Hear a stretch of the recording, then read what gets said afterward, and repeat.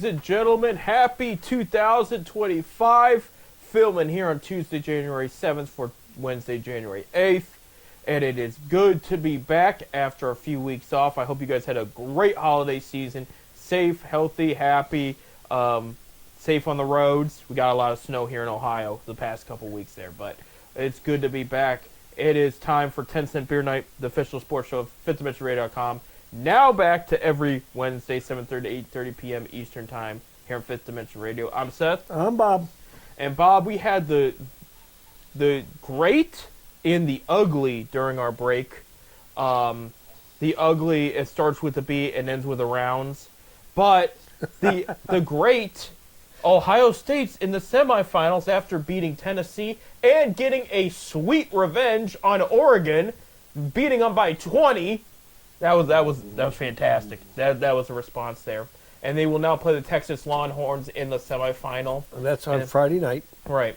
And then just real quick, and we'll get more in detail about it a little bit, but the Cavs went undefeated our entire break, Bob. Not one loss. They swept their Western Conference road trip. I think they're 10 in a row now? 10 in a row.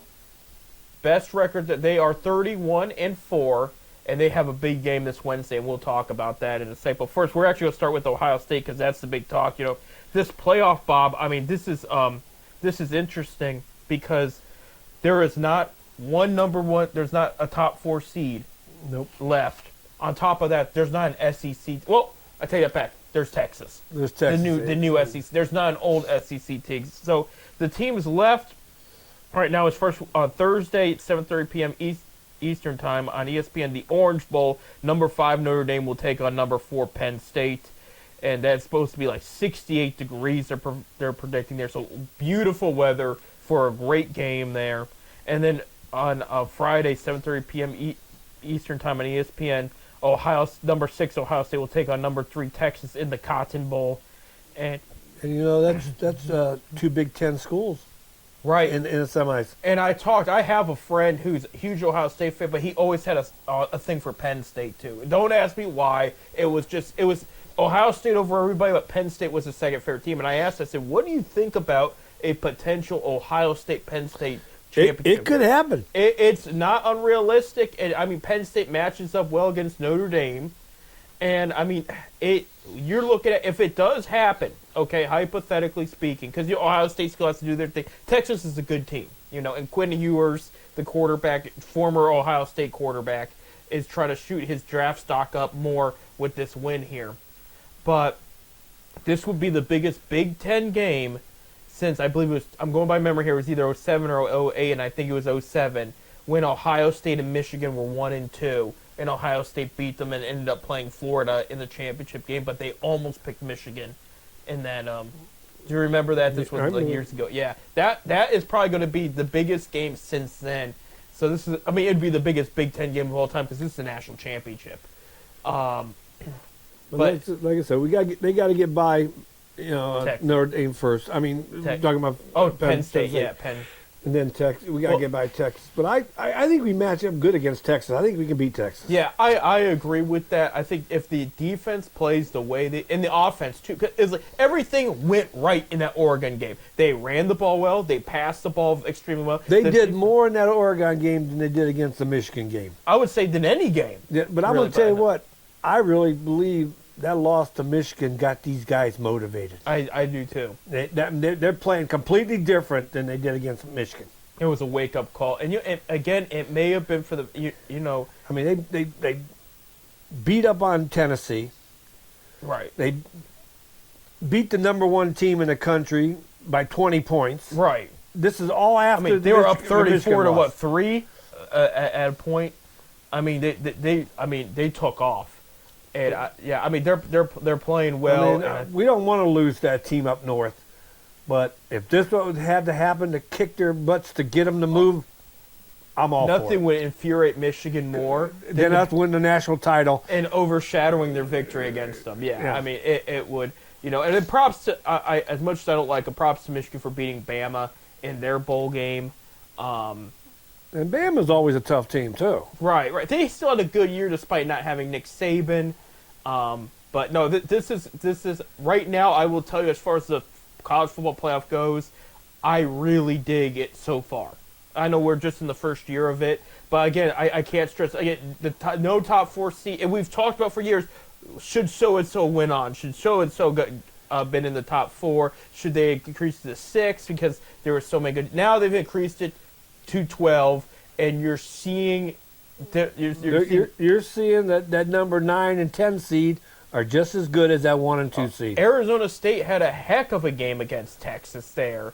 It was a bad start, but they came back. They forced overtime. I mean, these teams belong in the conversation, period. And then it's great because college football technically extends a week now because by this time we'd be talking the national championship, and we're not.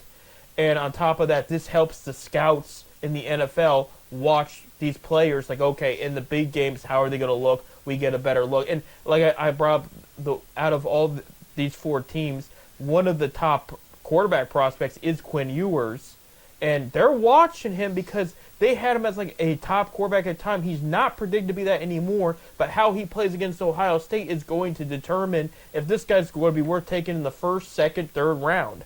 And there's a lot going on here. It's going to be a whole lot of fun. And I think the thing that kills me, Bob, is we got this Jeremiah Smith, wide receiver, the freshman, so he can't go anywhere for a couple years. And they're saying if he could go in the draft this year, he'd be the first overall pick to the Tennessee Titans.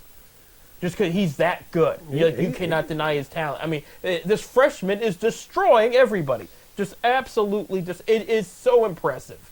And like it's getting the mojo for the Ohio State fans back into the swing of things after that Michigan loss, because everybody, like even Nick Saban's burned them about like, oh, they take Michigan way too seriously. It's all about Michigan this, Michigan that. It's just part of the rivalry. This is one of the strongest rivalries in all sports, and to have the bounce back, like you said, Bob, the way they did after that Michigan loss, this has been an incredible run there. Like I said, I'm looking forward to it. Yeah. The only thing I got against playing Texas is we're playing them in the Cotton Bowl, and that's in Dallas.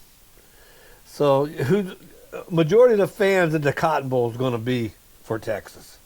So it's like a home field game for them. Right. So, but hey, that's the way it goes. We can beat them there. 3-3. Okay. So I want to talk about real quick. I was counting the records here. That's why I paused for a sec. But we had 7 MAC teams in bowl games this year. I think you're 3-3. We went 4-3. 4-3. Yeah. 4-3. So here were the results real quick because we want to talk about the MAC. We're in Akron Zip stuff. We're going to the game. We're going to talk Akron basketball in a little bit here, but obviously Akron football, nothing going. But it sounds like Moorhead's okay. They're going to give him another year. That's great. I'm not opposed to that because there was some serious improvement this year. But they improved, but yeah, right. I mean, how much longer can we go with just going 2, 3, 4 wins a year? Just like Kevin Stefanski, I think he's going to be on a leash here. But here were your results. December 14th, there was the Salute to Veterans Bowl, where Western Michigan went up against South Alabama. South Alabama won 30-23, so not a bad game for Western Michigan. The Cure Bowl was on December 20th, and Ohio U, who won the MAC title, beat Jacksonville State 30-27. I watched that game. It was a good game. There you go. Akron's won this one, the famous Idaho Potato Bowl. Northern Illinois went up against Fresno State. Remember, Northern Illinois beat Notre Dame earlier this year. That was the big news in the MAC. If there was one big storyline news for the MAC, that was it right there. And Northern Illinois did beat Fresno State 28-20. Now, this was a good one here. The Game Above Sports Bowl that was played on December 26th. Toledo went up against Pittsburgh and won 48-46, and I think they made a goal line stand there, or they made a goal line stand there at the end, and that was incredible there. The 68th Ventures Bowl was on December 26th as well. Now it's when Bowling Green went up against Arkansas State. Bowling Green had a good year this year. They did fall to Arkansas State 38-31. Excuse me. So that was a good. All the games have been close. Yeah. Oh, there was not one blowout. There was not. With the exception, I'll get to that in a sec. December 28th, Arizona Bowl, Miami, Ohio beat Colorado State 43-17. There's your blowout there, folks. But Miami of Ohio won. So that was a MAC school winner there. And then in the Bahamas Bowl on January 4th, which was just recently, Buffalo beat Liberty 26-7. So that was your bowl game. Hey, MAC go 4-3.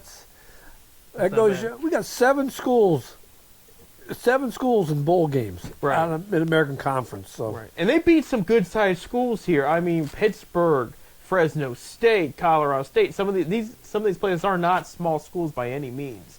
And the MAC showed up when it mattered the most. I've been paying attention to the transfers and the signings and stuff. Not a ton in the MAC there. I did see Akron lost their kicker to Florida Atlantic. I thought he would go to a bigger school than that, but that's a Division I school. Yeah, it is, and they beat Akron in a bowl Boca game Raton. too a few years ago under Bowden there, but yeah, absolutely. But yeah, looking forward to this Ohio State game in the Cotton Bowl here. The last game they won, that was the Fiesta Bowl, and Ohio State has an incredible record at the Fiesta Bowl, so that worked out very well for them there. I'm just excited. I'm hoping by next week we'll be talking championship, but they still gotta play this game. They still got to get past Texas. Right, and Texas beat Michigan earlier this year, and they beat them well too. And they were in Ann Arbor when they beat them. So Texas, I mean, they beat some really good schools. I mean, they've gotten this far. This is definitely a very good, well-coached program down there in. I don't even remember where they're located. I just know they're Texas. Well, Texas is University of Texas is in Austin. Austin, that's what I thought. Austin, the Texas. good city of Austin there. People always talk about Dallas. They talk about Houston and some San Antonio, but Austin's a big, big market. It really is. It's a big city. It's It's of course it's smaller than Houston, but it's up. I think it's larger, and I think it's bigger than Houston. No, Houston's got over. Houston a little bigger. Houston got over 7 million people. Oh damn. Houston's now like the 3rd largest city in the United States. Okay, somebody was telling me it's not what it used to be, but yeah. But I think it's Austin might be bigger than Dallas. So there you go. Switching gears to the Cavaliers here again. They've won the entire time that we were on break there. They have 3 games this week. Wednesday at 7 p.m. This is a big one. ESPN picked this one up. They are at home hosting the Thunder. Okay, Cavs are 31-4. Thunder are 32-5. well, yeah, this is the number 1 team in the East versus the number 1 team in the West. Right, correct. Let me make And sure I got that right. It's the 30-5. Excuse me. Yeah, they're 30-5. Hopefully they won't be 31 by Wednesday. It's the first time since 1972 that the 2 leaders in the East and West both had 30 wins playing each other this late in the season. Or This early in the season. And Yeah. both of them with 30 wins. Right, and Thunder are the top-ranked defense. Cavs are up there too, but they're not number 1. But Cavs are the number 1. It was the 72 was, I think it was the Lakers and the Bucks. Back in that day. Yeah, That Bucks day. were really good in the 70s. So it's over the Lakers. I heard that on this morning on the station I was listening to. Right, Bucks won before 2021. Bucks won the finals in the 70s. Yeah, they were very good back in the day. And of course, Lakers dominated also the 70s and 80s throughout there, along with Boston. But yeah, so that will be on ESPN at 7 p.m. and that is at home. They got to show up. Cavs got the best home record right now in the league. Thursday night, so the next night they're going to play a tough game on Wednesday. Thursday night they're playing the Raptors at home. They're home all this week, excuse me, but they're going to play the Raptors. That's a game they should win. Raptors are they're not what they used to be, and they're pretty banged up. Their roster, like there's just injuries all over the place, and some guys are out one day, they're back the next, out again, and it's tough to be a Raptors fan right now. And then Sunday, January 12th. the Akron Zipper, Enrique Freeman and the Indiana Pacers come to town, and they will be That's in Sunday? Cleveland. Yep, at 6 p.m. And yours truly will be there. So I am looking forward to that. And Pacers, though, will put up a fight. I will say that. So this week, you want to win that Thunder game. You really you have a rematch next week. I will spoil that. But you want to win at home against the Thunder, okay? If they can go 2-1, and yes, I'm saying, let's say hypothetically the streak ends somewhere, I would take it, But I will say the Indiana and Thunder game are going to be tough. I think the Raptors one I'm going to put as a win. I'm going to just throw the W out there just because they've played the Raptors very well. They matched up very well. Indiana's going to prove their worth here, and Thunder want to knock the Cavs down a peg there. Pacers are 19-18. They've been playing well of late. Is Ricky still on the roster? Yes, he is. He plays the late when they're down by a lot or if they're up by a lot late in the game. He's a rookie, young. Right, right. But they did not send him to G League, from my understanding. So Raptors are 8-28. So we ought to go up to that game, man. Yeah, I said, hey, I got a ticket. If you want to go. Yeah, I'll wear my Akron U stuff, and we'll get down there around the close so Ricky sees our Akron stuff. There you go. Let's do it. That sounds good there. And as far as the NBA goes, they're talking about trade deadlines and all this. Cavs are looking at options, but I'm not going to even say they're going to make a move. I don't think they should make a move. No, and I don't see one bad part on that team. Right, and with Altman, what I like about him, he will not make a move unless it makes 100% sense. He's not going to make a move to make a move. But he will look at his options, because if there's any way to make the team better right now, he's going to do it. How much better can you be? That's a good question. That's a very good question. I mean, we've never been 31-4 before. This is a whole new world to us. So, I think we're up like 5 games in the second. For the second, what is it? We're up 5 against from 5.5. 5.5. Yeah. I mean, Boston? 8 to the Knicks, who are in third.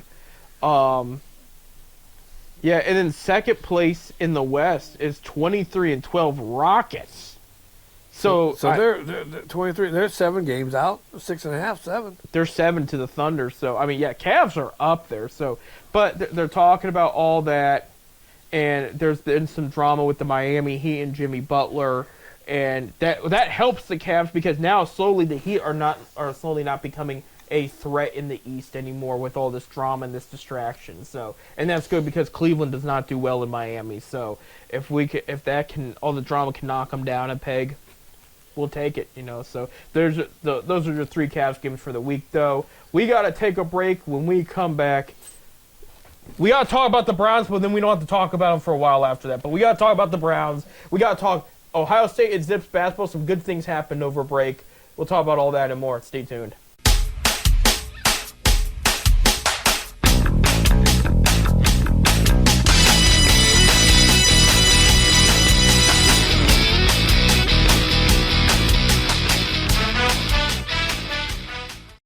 Welcome back to 10 Cent Beer Night here on 5th Dimension Radio.com. I'm Seth. I'm Robert.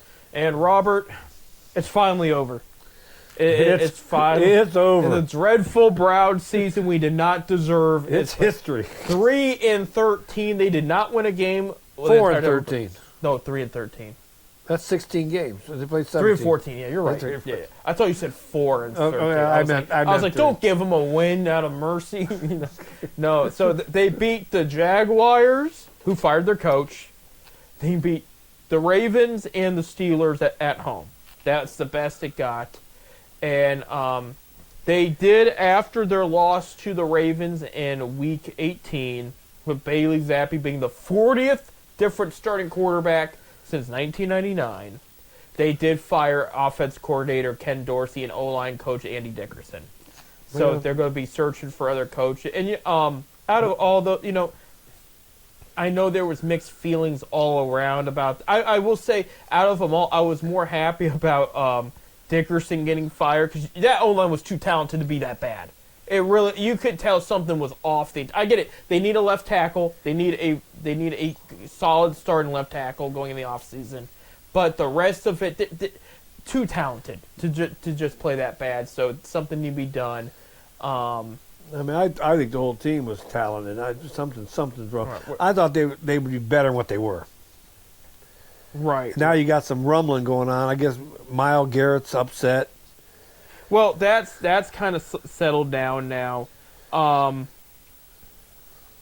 mean, you got a guy that's how many years now? 4 years in a row with how many sacks? Right.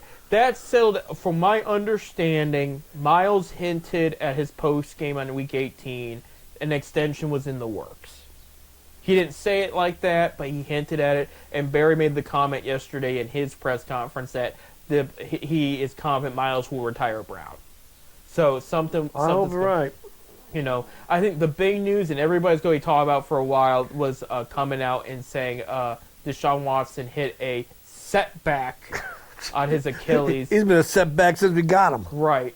Well, and this has provoked rumors. It may not be a rumor. It might be a strategy, especially if Watson's heart's not in. I mean, we've talked about he was on vacation the entire time the team was losing. Which he shouldn't have been. He should have been on the sideline As a team was losing. If he goes on the physically unable to perform list and misses the entire season, they will get a $44.5 million insurance claim for him not playing the entire season. And they think that's what they're doing, because if that happens, they're able to reconstruct his contract to the point they can cut him in 26 and not have the consequences everybody was afraid of. But that gives them $44.5 million flex on top of what they already have. So the speculation is he might be done with football altogether. Now, how did he hurt this? I mean, I thought his rehab was going pretty good. Well, they announced yesterday there was a setback. So because he could miss all 25 seasons. that's what they're saying. It's in jeopardy. So the one I'm worried about missing is, I guess, Jeremiah Oso-Koramoah. You know, he had that neck injury against the Ravens. They said he is well, but they're not sure where he's at football-wise. And both the coach and the GM have said that the past couple weeks. So his season is in question, which means they're going to have to plan without him until further notice. And that one hurts bad, because that's a guy that he plays well. He shows up all the time. He got an extension, and now you're concerned about, you don't want to send him out there again if it's going to paralyze him, Now, his neck injury, it wasn't like Ryan Shazier or something where people were extremely concerned, like, oh, dude, you got to retire, because if you don't, like, your whole life's going to be a mess. This, he was still moving when they took him out on the stretcher and they got him out of there, and he passed all the tests at Cleveland Clinic the next day. So it's not the worst case scenario, but it's not a great scenario either. Yeah, I mean, that one's a little tough. But now, so here's the Browns situation. Now they're going to look for a new O coordinator. They're not going to look for a new O-line coach. They got the second overall pick in the draft. We know it's going to be a quarterback. Well, it's got to be a quarterback. We don't know. And here's the reason, Bob, because it is so complicated. Because one, I did not mentally prepare getting the second overall pick at the beginning of the season, so this is all new information to all of us, including me. And I don't. If you're the fan, well, I wrote him off in October. I don't care. Did you really have him having the second overall pick? No. Maybe some of those loudmouth Steelers fans, and we'll get to your game in a sec. Maybe they had him, but we didn't. Okay. And this draft is, one, this is a very good class. I will say that for starters. Two, it's a very good class with the quarterback position being so questionable. Because the top-tier quarterbacks, you're not sure if they're truly franchise quarterbacks, but there might be mid-round quarterbacks that might be a gem somewhere, and you don't know, So the top quarterbacks, Shadir Sanders out of Colorado, that's Deion's son, and Cam Ward out of Miami of Florida, okay?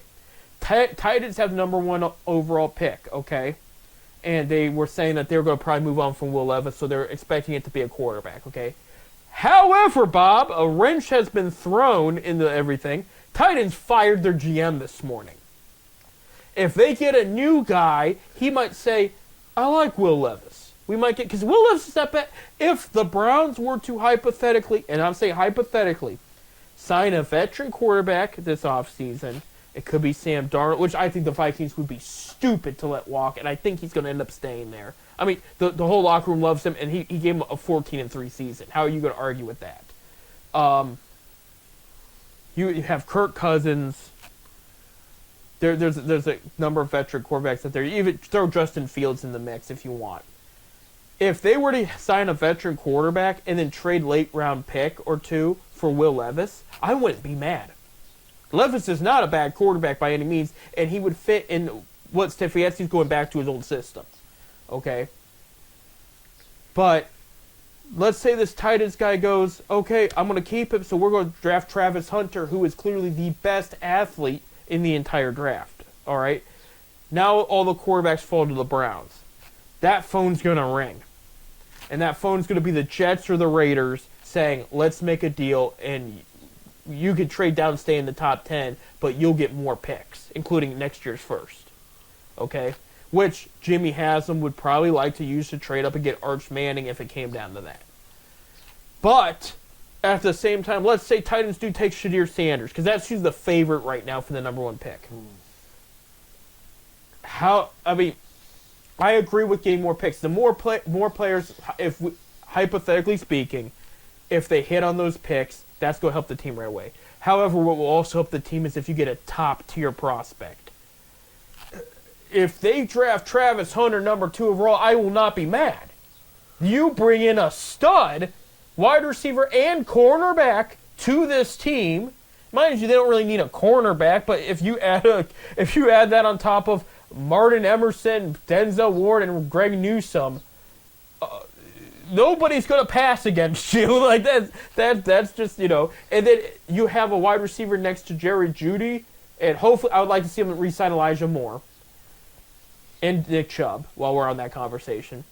And it sounds like they are going to re-sign Nick Chubb to the right deal. Nick Chubb says he doesn't want to be anywhere else but Cleveland, and I believe him. You can't be, at the same time, you got that defensive tackle from Michigan. You got that wide receiver from Arizona. There's so, and here's, as far as tackles go, there's good tackles in the first round, just not worth any taking in the top 5. That's the issue. So if you trade down to Jets and Raiders, you can take one of those tackles. That's the scenario right now. I am writing off quarterback because I'm looking at these guys. Shadir, I have mixed feelings with. He's one of those guys. He wants to go to a big market team. I think that shouldn't matter. I think you get picked where you get picked. But if he's going to be picky like that, then he might not be worth it. But Cam Ward, we're not sure about. Strong arm. I've heard. I had a friend that compared him to JaMarcus Russell. It might be a fair comparison. You don't want to draft JaMarcus Russell all over again.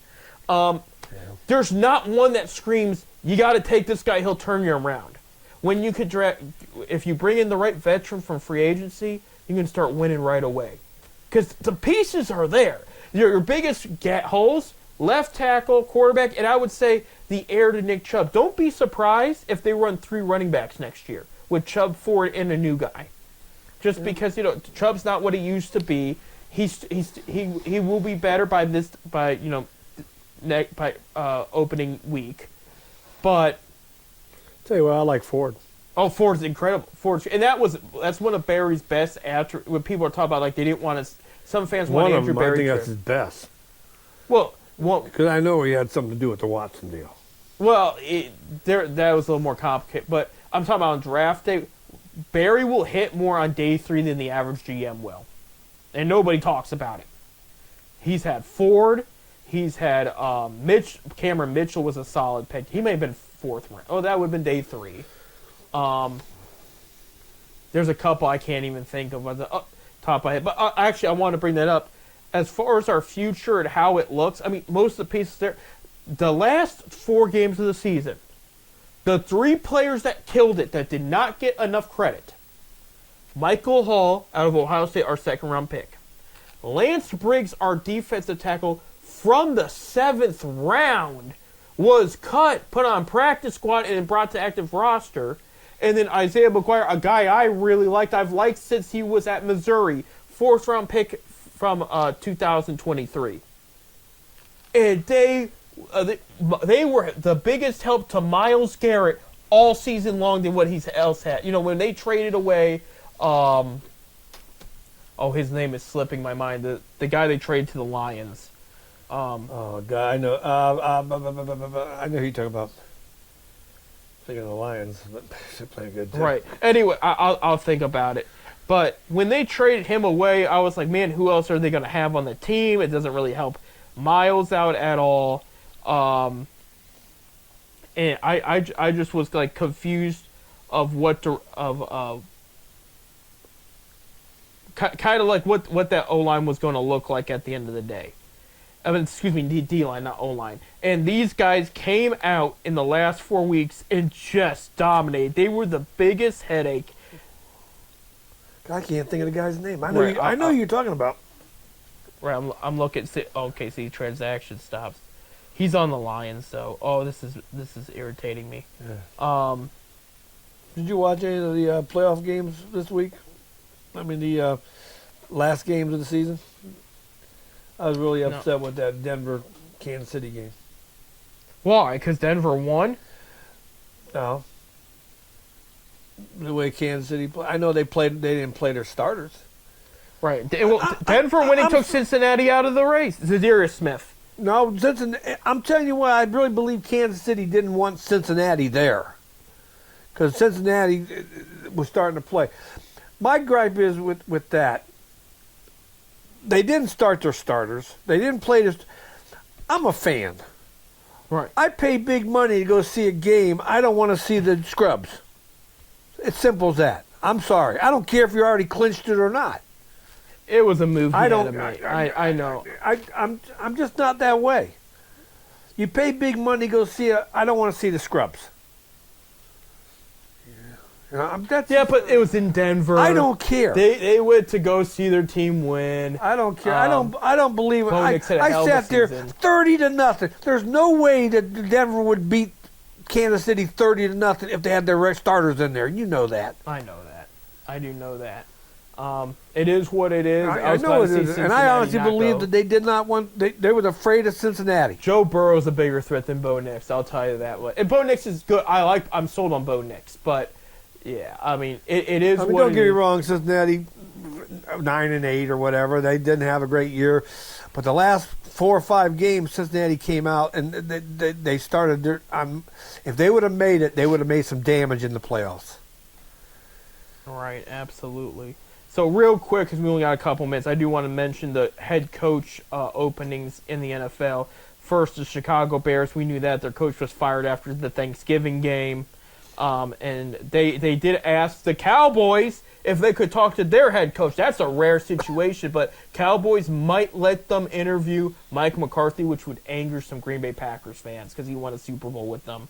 But and there was rumors Bears could talk to Ryan Day of Ohio State. I think that has slowed down since, Day's not going to talk to anybody right now. He's focused on Texas, but I don't see him leaving either. But I know the president of operations loves him over there. New England Patriots fired Jared Mayo after 1 year. Mike Rabel. We'll see. I believe that's what it was. You don't fire a coach after 1 year. Give him a chance to get his system together. This is going to be interesting because Mayo was hired because Belichick told him you should hire him, okay? This is going to be the first time Kraft has had to hire somebody out of his own judgment since he hired Belichick.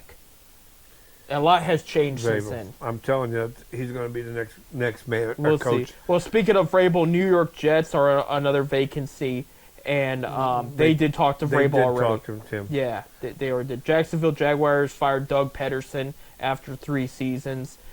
They did talk to Robert Saleh, formerly of the Jets, this morning. I think Saleh should get a second chance somewhere. I don't think that was his fault in New York, and I thought he did a solid job with what he had. You give somebody Zach Wilson after Aaron Rodgers goes down, they're going to lose games. I'm sorry. That's the way it is. But, yeah, Jacksonville's going to be looking for new head coach again. New Orleans Saints are looking for new head coach. They fired theirs about, I think it was like in November there. It's going to be interesting. I will tell you, this is big for the Saints. Browns have an O coordinator position open, right? I don't gamble. If I were to gamble, though, and put a bet on who's going to be the new coordinator, I'm going with Clint Kubiak, who was just with the Saints, because he's going to be looking for a new job, because unless the new head coach comes in and wants to keep him, which I don't see happening. Clint Kubiak is who Kevin Stefanski originally wanted as the Browns coordinator, and the Vikings told him, no, we're having him replace you. You can't have him. We let you have another assistant coach at the time. You got to pick somebody else, and he picked Scott Van Pelt, who was also fired by the Patriots, by the way, when Jaron Mayo got fired. So, my guess, I bet you Clint Kubiak comes in as the Browns offense coordinator. If I were to place a bet, that's what my bet is. And there's some very good options out there. I know Josh McCown's name has been dropped. He's done a great job as quarterback coach for the Vikings. He's also gotten a couple head coach interviews already in the past couple of years. I just think Clint is somebody Kevin knows. It's somebody he knows will play his system, and I can see it. That's going to be the guy. The question is Kevin going to be calling plays again next year, or would it be Clint if Kubiak is the guy? But that's But those are your head coach vacancies right now. We're about out of time. I still say Mike Grable will be the Vrabel. He's going to be a head coach somewhere. I New England. I see it now. He's Bob's going with New England there. So. And I'm not a gambler. I'll take that wager. He'll take that wager. Wait a minute. Kind of funny when he started seeing the interview with the Jets job. All of a sudden, New England fires their coach when he found out that he was taking. Well, they had the first overall pick and they won the game to lose it. So I think that was the first time a coach won a game and lost his job. Well, I mean, I'm serious. If they lose, does year. he give him another chance? He's like, well, we got the first overall pick, so I mean, we'll take the top pick. And instead, he's like, now we have the fifth. Guess you won. Well, yeah. But their job is to win. Okay. Hey, we got to take a break. When we come back, we're going to make our wild card predictions. We're going to talk college hoops briefly. And then a lot of stuff happened in the MLB hot stove while we were on break, Bob. But we got to talk about that. Reds got a new second baseman. And the guards. Good second baseman. And the guards traded away some key guys while we were on break. We'll talk about that and more. Stay tuned.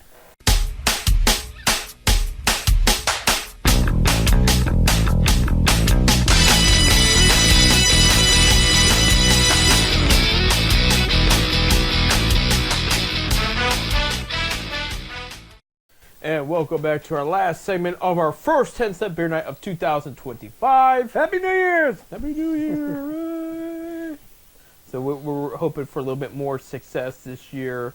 Not just for ourselves, but like for our teams. Ohio State is a game away from the national championship. Cavs are right now a finals threat early in the season in the early predictions. I mean, it's still a lot more basketball to go, but I mean, nobody just goes 31-4 and does nothing. You know what I mean? I mean, every team that's done very well out of the gate like this has gone. Do you know where you're at? What?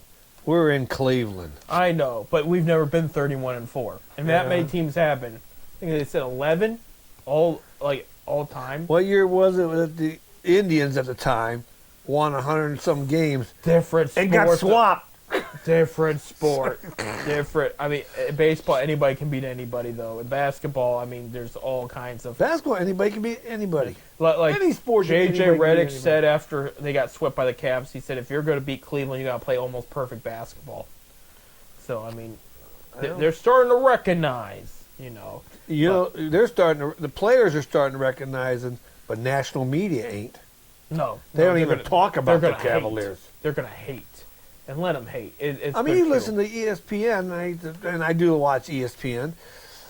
They'll tell you the score of the Cavs game, but they make sure they mention also the Lakers and the Clippers and our team's got to turn around sometime, right? They hardly ever talk anything good about the Cavaliers or any of the Cleveland sports. Period. Especially that gentleman Joe Buck. Which we thankfully avoided in that last ESPN game the Browns played, but that's besides the point.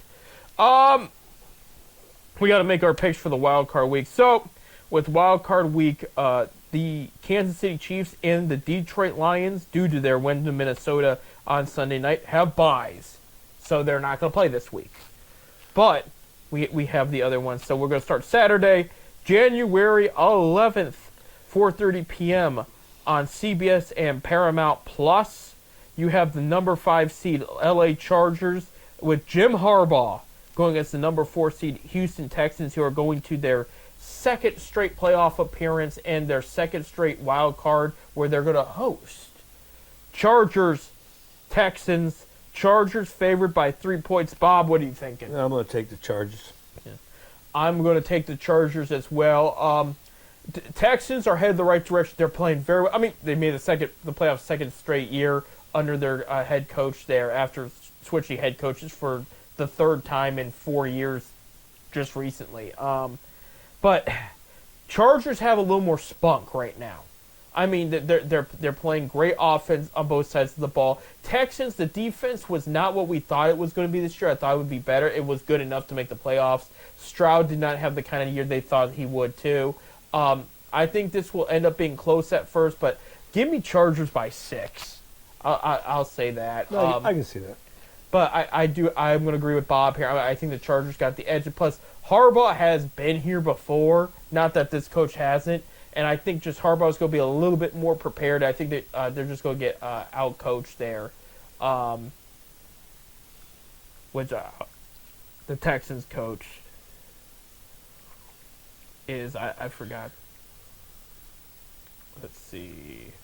That's DeMeco Ryans, who used to play for them. So, again, I cannot stress, like, it's been impressive since he's got there. But the Chargers have a little bit more, and they've played good teams better than a lot of teams did this year, especially with sharing the division with the Broncos and the Chiefs, who also made the playoffs there. Same day, Saturday, January 11th, 8 p.m. on Amazon Network, the number 6 seed Pittsburgh Steelers will go play their bitter rival, the number 3 seed Baltimore Ravens. We're in Baltimore. It's supposed to be 35 degrees and potentially snow. Baltimore's favored by 10. Bob, what are you thinking? I think Baltimore to win this. Pittsburgh just ain't looking too good. No. They're done. Yeah. They're history. I can't stand either Bye, team. Pittsburgh. I can't stand either team. Give me Baltimore by 20. It's going to be a blowout. Pittsburgh's lost 4 in a row their last games. I think they lost 5 of their last 6 or something. I mean, they lost to every divisional opponent, including the Browns, in the last, 7-8 weeks of the season. It's just all, and I warned people. I mean, when they had that very, very hot start, I thought maybe I was wrong. I was misjudging something, but I warned people this team needed a little bit more before they could get over the hump. I mean, they won enough games where Tomlin's winning season streak continues, which was, by the way, extremely impressive. But he's a hell of a coach. Pittsburgh lost 4 in a row. Baltimore's been on a tear of late. Lamar's going to win MVP again. And he's going to remind Pittsburgh why. And it's just they've just looked so good. And I hate saying that, but it's the truth. I can't really stand either team. If they could tie and end their season, both of them, if there was a way that was possible, I would pick that. However, that's not how things work. And I'm going by Baltimore, and I think it's not going to be a good game. I know these two teams have had good games in the past. Some very, very, very good football games. There's some problems in Pittsburgh right now. They need more, and it's just not going to be their time. Hey, they made the playoffs, though, so kudos to them there. Sunday, January 12th, 1 p.m. on CBS and Paramount Plus, number 7 seed Denver Broncos will go into number 2 seed Buffalo Bills. It's supposed to be 27 degrees, hopefully not a ton of snow. If it is, both teams know how that is, so that's not going to be the biggest factor for either one, because they know how to deal with the snow there. But you got rookie Bo Nix going up against Josh Allen. Bob, what do you think? Buffalo by maybe 7. Buffalo by, you say 7 there. I'll say Buffalo by 10. I do think the Broncos defense is underrated, and they'll hang in there. But I think it'll be a close game for the most part. I think Bills will eventually break away somewhere late in that game. And I'm going to go Buffalo by 10. They're favored by 8.5. I don't know if I brought that up. But Denver is not going to score 30 points on Buffalo. No, like they no, did no, against. no. But Buffalo's not going to probably drop 30 on Denver's defense either. Yeah. I mean, Patrick Surtain is favored to win defensive I player. mean, of the they're year, not they're not going to play a second string team No. like they did against Kansas City. No. But, you know, both Denver's headed the right direction. I do think with Sean Payton there, he's going to give Buffalo a little bit of a run for their money, but Buffalo's going to edge them out there. So, 4:30 p.m. on Fox, number 7 seed Green Bay Packers being the third team in the NFC North to make the playoffs will go to number 2 seed the Philadelphia Phillies. Wow. Phillies 4.5-point favorites. Bob, what do you think? I'm going with the upset. I'm taking Green Bay. He's going to take Green Bay. I'm going Green Bay by 3. And here's the reason why. Philly has played awesome this year. I've been sold on Philly's gameplay on both sides of the ball. They've been the real deal. Their quarterbacks are too banged up. They're too injured right now. If Hurts even were to come back, is he going to be good enough to beat this Packers team? Which, by the way, underrated defense and pretty solid passing game. Running game's not bad too, but the passing game specifically for the Packers has been impressive. I just think Phil. I think Green Bay is going to win it by a field goal. Right. This is why you make sure you have great backup quarterbacks in this league, as the Browns figured out, which the past few years they've been good at, but this year they weren't. We would have been good if we would have kept a certain person. Yeah, I know. Who did very well with the Colts. But, like, that's it. If they need to use Kenny Pickett, is it a good idea? Their third stringer, I mean, he's not bad, but is he going to keep him in the game? And, again, it hurts having not played for a few weeks. You just have a bad gut feeling. I'm going to go Green Bay by 3. I do think it'll be close. They're going to, like, Saquon Barkley's still playing. You're still going to have Brown and Swift out there as the receiving crew. They'll do some damage. But, again, that Green Bay defense is not bad at all, and they could probably hang with those guys. Yeah, I'll go Green Bay there. 8 p.m., NBC, number 60, Washington Commanders. Go to number 3 seed Baker Mayfield, the Tampa Bay Buccaneers. Believe it or not, Tampa Bay is favored by 3 in this one. Bob, what do you think? And I'm taking Baker. I'm taking Baker and the Bucks. I'll take Baker and the Bucks by 4 points. I'll say it's going to be more than a field goal. Here's why. Commanders going the right direction. Have had an incredible year. It's been a lot of fun watching these guys. It's going to go down to experience, and Baker's going to edge out the rookie, Jaden Daniels. Not McDaniels, but Jaden Daniels. And that's what's going to come down. Because both defenses are okay. Commanders is a little bit better, I think, in my opinion.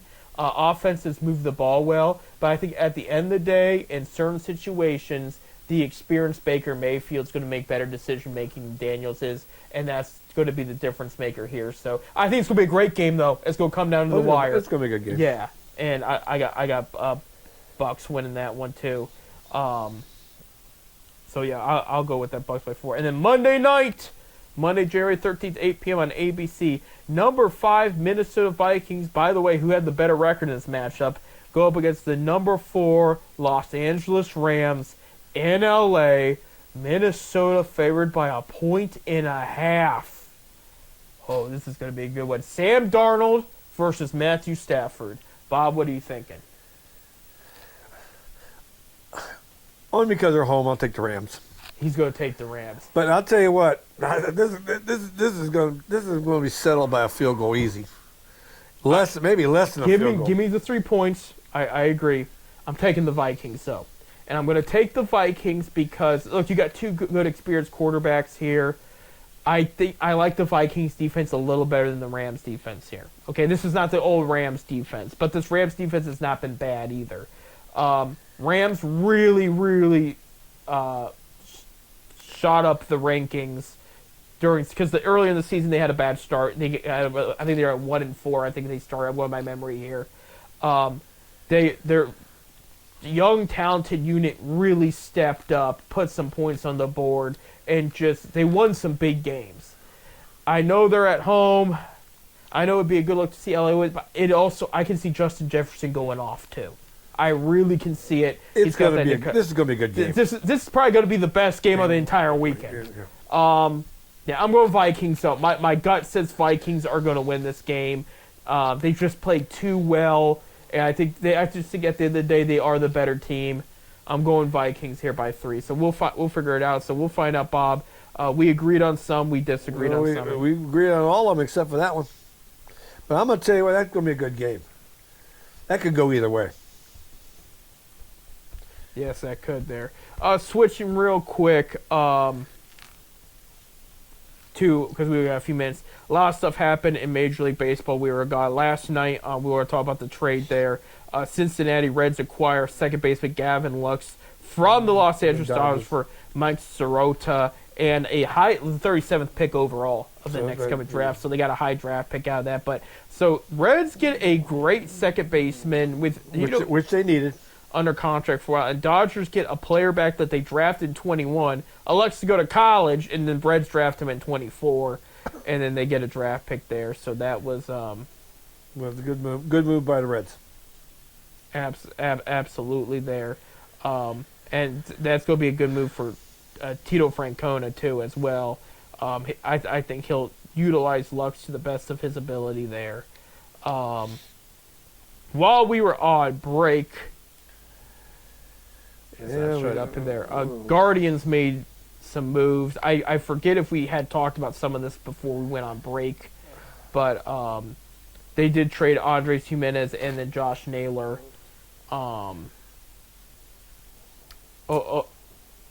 Within the past month here, and then as a result of trading Josh Naylor, they did re-sign a fan favorite, Carlos Santana, 1 year, $12 million. He's predicted to retire after this year. He was offered a more money and longer deal with the Mariners, but turned it down to come back. He wants to retire in Cleveland. Absolutely. I mean, this was his home. This is where he started. Right. I'm looking back at the trades. We did mention the Jimenez one before we went on break, so that's going to be interesting that who replaces him there. But yeah, with the Naylor trade, they got Slade Ciconi, pitcher, out of the deal. They also got the number 72 overall pick out of the deal as well, a second round competitive balance round B. So, I mean, what would be like a third round pick in the NFL or something like that to put in perspective. So, you're seeing more teams trade for picks, and then you saw, which in the long run could help them. We'll find out. But, so Cleveland's made minimal moves, but they're getting some pieces together, like you're going to see some new faces and new places and everything like that. I'm trying to make sense of what they're trying to do right now. I'll be honest with you, I don't know what they're doing. Right. I can't figure it out either. Right. And as I mentioned, I think they will sign Quan to an extension there. One thing that might help them is, for example, Brett Rooker of the A's. He signed an extension yesterday. 5 years, $60 million, and this is a guy, good power of the bat, guy that's emerging as a fan favorite, where they're going to play Sacramento and where else, I don't know. But I bring that up because that's somebody. Now, I get it. Quan's been also multi-All-Star, multi-Golden Glove, too. But that's probably, you're probably looking at a deal between what he got and what some of these other outfielders got. I think it's going to be close to over $100 million, to be honest with you. They were asking for 5 years, $80 million a few years ago. Quan's accomplished more since then. And I think just that's going to be their big move right there. $100 million. Wow. Yeah. That's what I'm predicting, because Quan's agent did ask, we're talking 2 years ago, he did ask for 5 years, $80 million if they're going to do an extension. And things have changed since then. He was one of the top he's probably the top contact hitter in the game, if we're being technical here. But you got to sign him. He's a fan favorite too in Cleveland. Right. He's probably one of the best leadoff hitters in baseball. He might be the best one. But yeah, you got Carl Santana back in there. He'll probably be DH, a little bit of power there. Kyle Mazzarda, I believe it's how you say his name. He'll be the first baseman. He'll be the first baseman. There will be questions of who's going to be second base, really. Well, I think you're going to see a move or two more before the spring training gets here on February 12th. February 12th? I'm shocked they didn't make a move for Gavin Lux. And I know the Reds gave up a decent amount. They gave up a good prospect and a draft pick for him. But do we have anybody in the minors maybe that they can bring up for second base? I know Bazana is going to be the name you're going to hear all year, but he's not going to be on opening day. No. That's not going to happen. Like, he could be in Double-A Akron, realistically, on opening day. He might start in Lake County. If I were to put a bet, I would say he starts in Lake County. But I can see him. They might even bump him and say, you know what, he's a little bit more polished and ready. We'll just throw him in Double-A, see what he does. You know. Well, I can't wait till the season begins. Because Rocio is probably going to be short. Are they going to try Gabriel Arias at second? Yeah, I'm ready for baseball too, by the way. I'm ready for baseball. Right. But they haven't really added any bullpen pitchers. They've added a few starting options. Not that they needed a ton, but I don't know what I haven't figured out what they're doing here. Right. I mean, in the outfield, you're probably talking Quan. You're talking, what's his name for center field? Lane Thomas. Well, Thomas will stay in Cleveland. You're right. Right field. I know Cincinnati was interested in him too. A lot of teams were, yeah. But Mariners since what I understand, Cleveland wanted Cincinnati's top pick. Right. If you're going to get rid of Thomas, we want your top prospect in your system. Yeah. So. Yeah. And that wasn't going to happen. So. No. All righty. Yeah, but anyway, we'll know more. Spring training's what, 4 weeks away? February 12th. Pitchers and catchers report on February the 12th. There you go. Less than a little over a month from today. Yeah, it'll be here before you. We got to wrap it up. Thank you guys for listening. Before we go anywhere, Friday night, January 10th. That's right. Fifth Dimension Radio is starting live high school broadcasting. We are going to start at Mogador High School, game at 7 o'clock between the 6 o'clock. There was a change in the time because of the Ohio State game. 6 o'clock, it's Mogador Wildcats versus the Rootstown Rovers with veteran broadcaster Ronnie Whitmer doing the play-by-play. Tune in to Fifth Dimension Radio and listen to all the action of high school basketball, which is going to be, we're going to be setting a schedule here pretty soon that we're going to have some games for you people. So Friday night, January 10th, our first broadcast, Mogador High School. An exciting addition to FifthDimensionRadio.com. We're looking forward to it. We got to wrap it up. Thank you, Bob. Thank you, other Bob. When we come back next week, hopefully we'll talk about Ohio State in the national championship. We'll hopefully talk about Cavs keep on trucking, and we'll have more playoff football. And we're talking more about the Zips basketball. Yeah, we didn't talk about basketball, yeah. But we'll have a lot more next week. We're done talking about for the Browns for a while, so that'll open up more time for college basketball. Hey, all jokes aside, go Buckeyes, go Cavaliers, and we will see you soon.